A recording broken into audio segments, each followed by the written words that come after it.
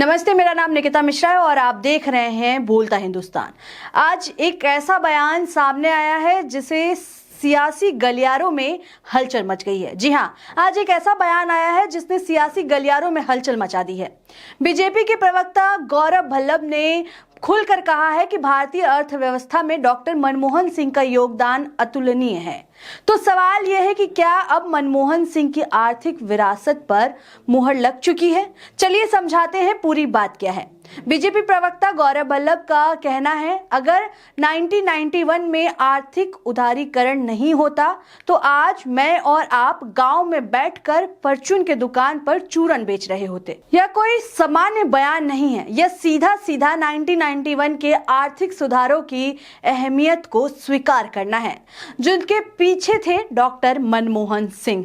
दरअसल news 24 channel पर budget को लेकर एक शो चल रहा था, बजट मंथन, जिसमें एंकर ने बीजेपी प्रवक्ता गौरव भल्लभ से सवाल किया कि भारत की अर्थव्यवस्था में सबसे ज्यादा किसकी भूमिका देखते हैं। इस पर बीजेपी प्रवक्ता कहते हैं, भारतीय अर्थव्यवस्था में डॉक्टर मनमोहन सिंह का योगदान अतुलनीय है।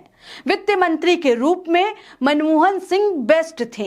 बीजेपी प्रवक्ता ने यह भी कहा कि अगर 1951 यानी 1991 में आर्थिक उदारीकरण नहीं होता तो आज मैं और आप गांव में बैठकर परचून की दुकान पर चूरन बेच रहे होते।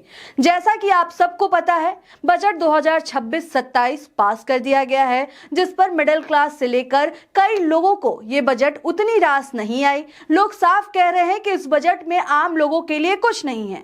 बजट आते ही शेयर मार्केट पूरा तरह से गिर गया था। शेयर मार्केट बजट के पेश होने के बाद लॉस में चला गया था। शेयर मार्केट के बारे में आप सबको पता है, जैसे ही वित्त मंत्री निर्मला सीतारमण ने बजट पढ़ना शुरू किया, वैसे ही शेयर मार्केट की स्थिति डावाडोल होनी शुरू हो गई और शेयर मार्केट इतनी स्थिति खराब हो गई कि वो डगमगा करके गिर गया। आप सबको ये खबर तो पता ही होगा कि बजट आने के बाद किस तरह से मिडिल क्लास के लोग ये भी कह रहे थे कि इस बजट में हमारे लिए तो कुछ है ही नहीं। वहीं अब जब बजट मंथन जैसे शो में बीजेपी के अपने ही प्रवक्ता पूर्व प्रधानमंत्री की तारीफ करते हो तो बजट खुद सवालों के घेरे में दिखता है। अगर आपको याद हो तो वही बीजेपी है जो पूर्व पीएम मनमोहन सिंह को साइलेंट पीएम कहती है, कई मौकों पर उनकी आलोचना करते हुए दिखाई देती है। लेकिन अभी बीजेपी के अपने ही प्रवक्ता अब उसी पीएम की तारीफ कर रहे हैं। भारतीय अर्थव्यवस्था में डॉक्टर मनमोहन सिंह का योगदान अतुलनीय है, ये बता रहे हैं। अगर 1951 में आर्थिक उदारीकरण नहीं होता तो आज मैं और आप गांव के किसी फॉर्चून की दुकान में बैठकर चूरन बेच रहे होते। ये सारी बातें ये आप बता रहे हैं। आपको बता दूं कि 1991 से पहले भारत की आर्थिक स्थिति बेहद नाजुक थी, जिसे भुगतान संतुलन बैलेंस ऑफ पेमेंट संकट कहा गया। विदेशी मुद्रा भंडार मात्र 2-3 सप्ताह के आयात के बराबर रह गया था। लाइसेंस राज, विदेशी निवेश पर रोक, बेरोजगारी, खाली होता विदेशी मुद्रा भंडार। भारत सिर्फ 2 हफ्ते का आयात कर पाने की हालात में था।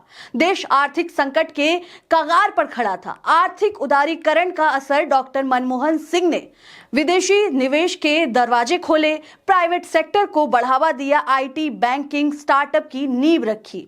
आज जो मिडिल क्लास मल्टीनेशनल कंपनियां नौकरी के मौके हम देखते हैं, उनकी जड़ें उसी फैसले में हैं।